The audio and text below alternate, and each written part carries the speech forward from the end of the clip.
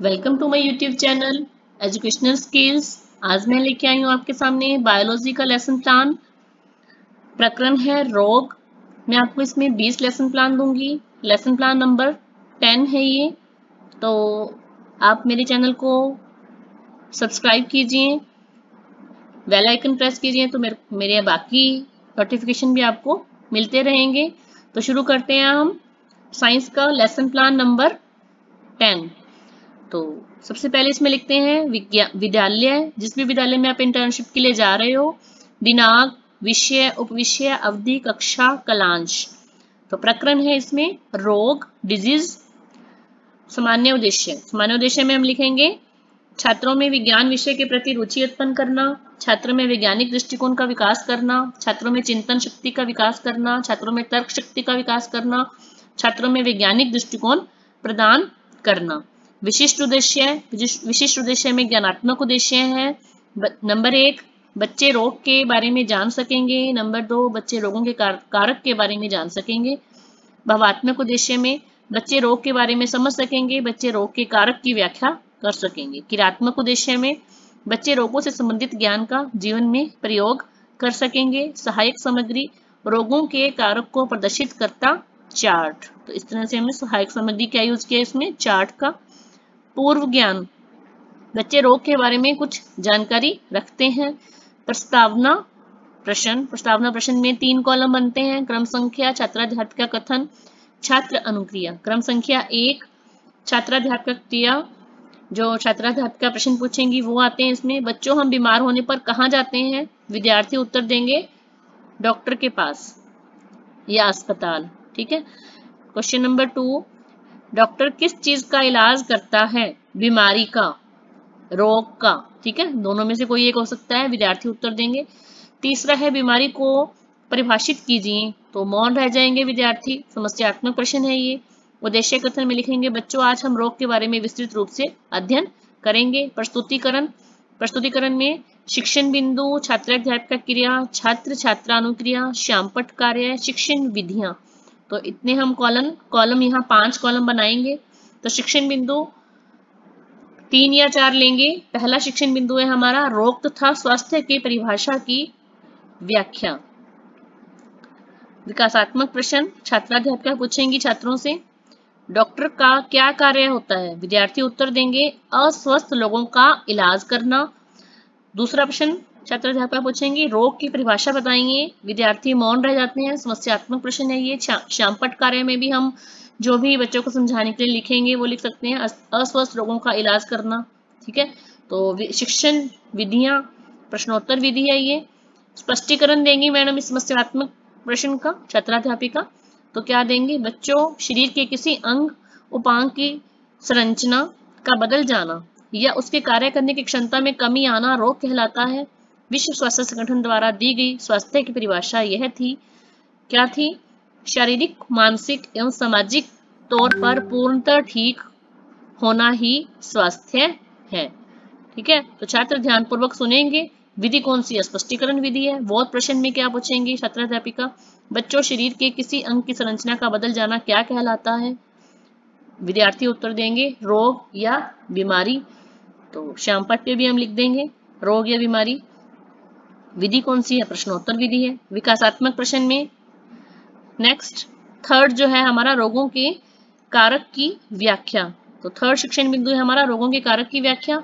तो प्रश्न इसमें पूछेंगे छात्राध्यापिका जिन व्यक्तियों को रोग होता है उन्हें क्या कहते हैं? विद्यार्थी उत्तर देंगे रोगी। ब्लैक बोर्ड पे हम रोगी लिखेंगे। प्रश्नोत्तर विधि है ये। रोगों के कारक के बारे में बताएंगे।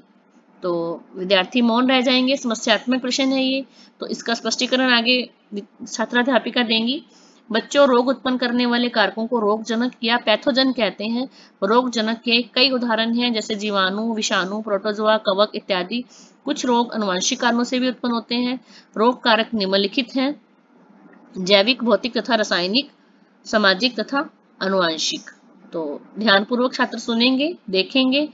तो ब्लैक बोर्ड पे लिखेंगे हम रोगजनक के उदाहरण जीवाणु, विषाणु, प्रोटोजोआ। विधि कौन सी है? स्पष्टीकरण विधि है। व्याख्यान विधि है, व्याख्या की है हमने इसमें बहुत प्रश्न पूछेंगे। इसके बाद छात्राध्यापिका क्या पूछेंगे? प्रश्न 1, रोग उत्पन्न करने वाले कारक को क्या कहते हैं? विद्यार्थी उत्तर देंगे रोगजनक। ब्लैक बोर्ड पे भी लिखेंगे हम रोगजनक। विधि कौन सी है? प्रश्नोत्तर विधि है। दूसरा प्रश्न पूछा है छात्र अध्यापिका ने, प्रोटोजोआ जीवाणु आदि कैसे रोग कारक हैं?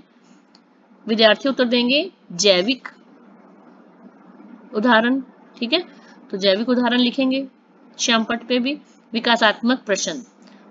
नेक्स्ट शिक्षण बिंदु हमारा है रोगों के प्रकारों की व्याख्या। तो प्रश्न 1, रोगजनक का कोई उदाहरण बताइए। प्रोटोजोआ। विद्यार्थी उत्तर देंगे प्रोटोजोआ। ठीक है, श्यामपट्ट पे भी प्रोटोजोआ लिखेंगे। विधि कौन सी है? प्रश्नोत्तर विधि है। सेकंड क्वेश्चन पूछेंगे छात्राध्यापिका, रोगों का वर्गीकरण किस प्रकार कर सकते हैं? तो विद्यार्थियों को उत्तर नहीं आएगा, मौन रह जाएंगे। समस्यात्मक प्रश्न है ये, तो स्पष्टीकरण देंगे फिर छात्राध्यापिका। बच्चों, अगर कारकों के आधार पर विभाजन किया जाए तो रोग 2 प्रकार के होते हैं। जैविक रोग, ऐसे रोग जो जीवाणु से होते हैं। अजैविक रोग, ऐसे रोग जो निर्जीव वस्तुओं से होते हैं। जैविक रोग के उदाहरण है कवक, जीवाणु आदि। अजैविक रोग के उदाहरण है ताप, आर्द्रता, नमी। छात्र ध्यान पूर्वक सुनकर अपनी कॉपी में नोट करते हैं। तो ब्लैक बोर्ड पे हम क्या लिखेंगे? श्यामपट्ट कार्य क्या हो जाएगा? कारकों के आधार पर 2 प्रकार के जैविक रोग, अजैविक रोग। विधि कौन सी होगी? स्पष्टीकरण विधि, प्रदर्शन विधि। हम उसको उनको दिखा रहे हैं। तो वो प्रश्न जैविक रोग के उदाहरण बताइए। तो उत्तर देंगे विद्यार्थी कवक, जीवाणु आदि। ये श्यामपट्ट कार्य में भी कवक, जीवाणु, विषाणु आ जाएंगे ये। ठीक है, तो प्रश्नोत्तर विधि है ये। रोग कितने प्रकार के होते हैं? विद्यार्थी उत्तर देंगे 2 कारकों के आधार पर। ठीक है, तो इस तरह से हम श्यामपट्ट कार्य करेंगे। श्यामपट्ट कार्य को हम इस तरह से देखो यहाँ ऐसे लिख सकते हैं। ऊपर लिखेंगे रोग या बीमारी, शरीर के किसी अंग की संरचना का बदल जाना, उसके कार्य की क्षमता में कमी आना रोग कहलाता है। तो पहले रोग की डेफिनेशन लिख दी यहाँ पे। उसके बाद रोग उत्पन्न करने वाले कारक, रोगजनक, पैथोजन। ठीक है, तो रोग के प्रकार, जैविक रोग, अजैविक रोग। इस तरह से हम श्यामपट्ट कार्य कर लिया। मूल्यांकन प्रश्न में क्या पूछेंगे? प्रश्न 1, स्वास्थ्य की परिभाषा बताइए। सेकंड है रोग किसे कहते हैं। थर्ड है रोग उत्पन्न करने वाले कारकों को क्या कहते हैं। फोर्थ है जैविक रोग किसे कहते हैं। फिफ्थ है अजैविक रोग के उदाहरण बताएंगे। तो ये हो गए हमारे मूल्यांकन प्रश्न। गृह कार्य में हम बच्चों को देंगे नंबर 1, रोग कितने प्रकार के होते हैं, विस्तार से बताइए। नंबर 2, रोग के कारकों के बारे में विस्तार से व्याख्या कीजिए। इस तरह से हम बच्चों को गृह कार्य दे सकते हैं, जो बहुत जरूरी है ना बच्चों के लिए। ठीक है, तो इस तरह से आप अपना बायो का लेसन प्लान, रोग जो प्रकरण है उसका, तो वो हम बना सकते हैं। तो आप मेरे वीडियो अगर आपको मेरी पसंद आती है तो उसको लाइक ज़रूर कीजिए, सब्सक्राइब कीजिए और बेल आइकन प्रेस कीजिए ताकि नोटिफिकेशन आपको मिलते रहें। Okay, bye.